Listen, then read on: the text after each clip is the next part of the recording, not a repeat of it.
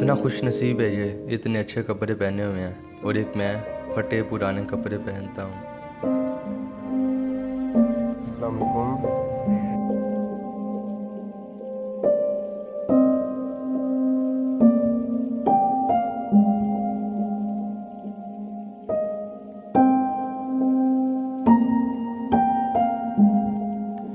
काश मैं भी उसकी तरह अमीर होता, या खुदा मैं उसकी तरह क्यों नहीं हूँ, मुझे भी उस जैसा बना दे।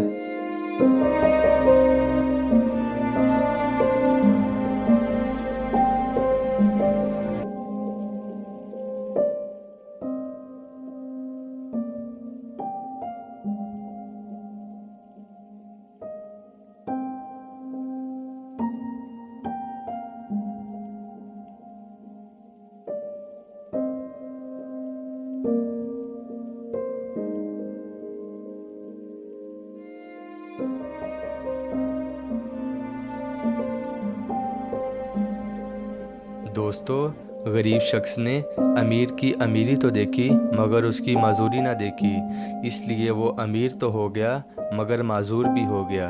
इसी तरह अमीर शख्स गरीब तो हो गया मगर उसकी माजूरी चले गई। इसलिए दोस्तों, हमें हर हाल में अल्लाह ताला का शुक्र अदा करना चाहिए और हमेशा सब्र व तहम्मुल से काम लेना चाहिए, क्योंकि अल्लाह ताला हमारे हक़ में जो भी करता है बेहतर ही करता है।